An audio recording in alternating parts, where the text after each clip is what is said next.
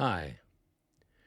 In my last two posts, I stated that, broadly speaking, encounters and experience with animals, songs, and names contain medicine if they teach or guide you to a greater sense of your core values, your gifts, your vision or purpose, essentially all that you are.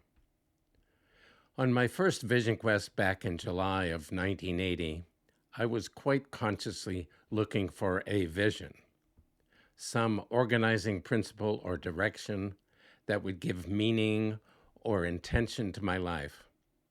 After 3 days of fasting without food or water, I found myself transported into an altered state where all the physical and sensual boundaries between me and the earth dissolved.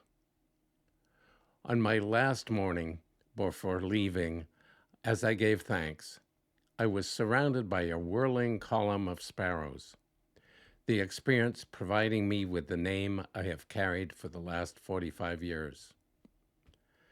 Important seeds were planted then, and I consider that experience and all that followed to be good medicine.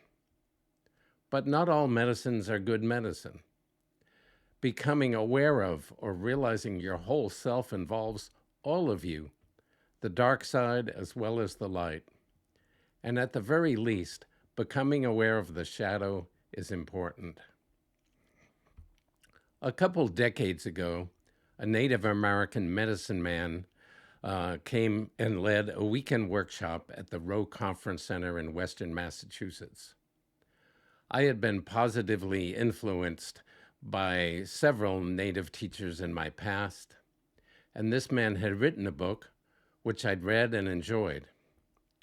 He came to share his knowledge, his wisdom, and experience with a group of about 25 who showed up on Friday evening.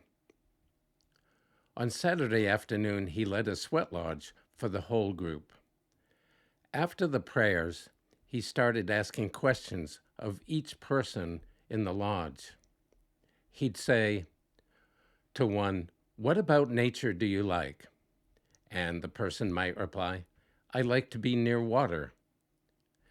And he'd say, "Do you like oceans, lakes, or rivers?" And the person might reply, "I like going to lakes in the summer to cool off and just float and watch the clouds go by." And he would say to that person, "Your medicine name is Gliding Swan." He did this for all 25 people in about half an hour. He didn't know these people. He'd just met them the evening before, and they mostly just sat and listened to what he had to say. He was, in my judgment, like a vending machine for medicine names.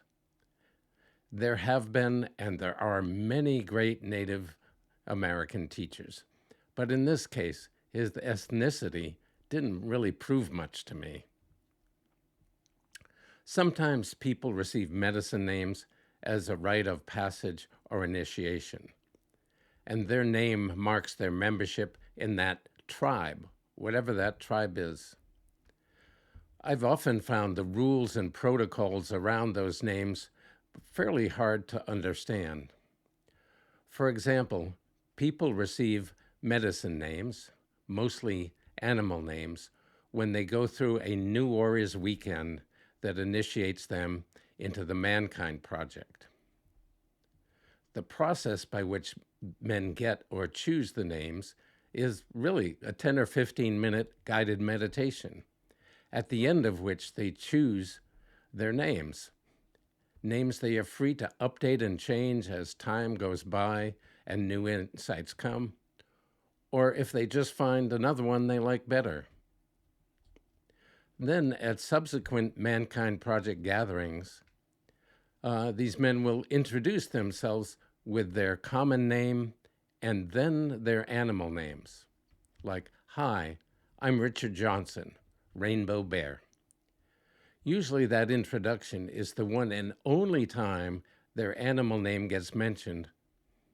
For the rest of the whole weekend, Richard will talk to Andrew and Bill and Jesse and Jonathan.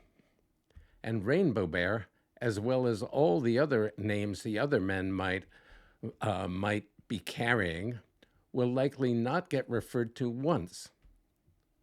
In addition, on all the occasions I've sat in a MKP circle, Mankind Project circle, I have never heard about what any animal name means to the person who carries it.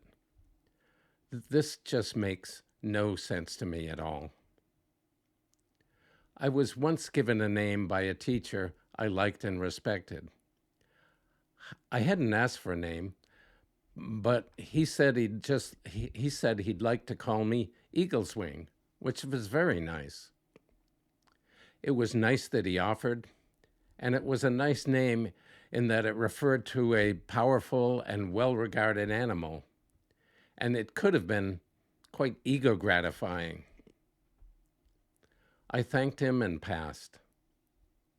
I already had a medicine name, Sparrow, which I felt was a confirmation of a relationship with the spirit that I had worked at.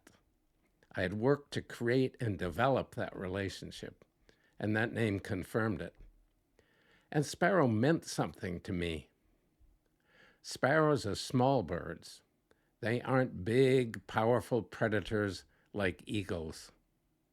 So the message to me was, don't try to puff yourself up into something the world admires. Reduce your self-importance. Sing the song that's yours to the world. Sing it in the most beautiful and pure way you can. And when you do, the world will come closer and it will be smiling. Aho.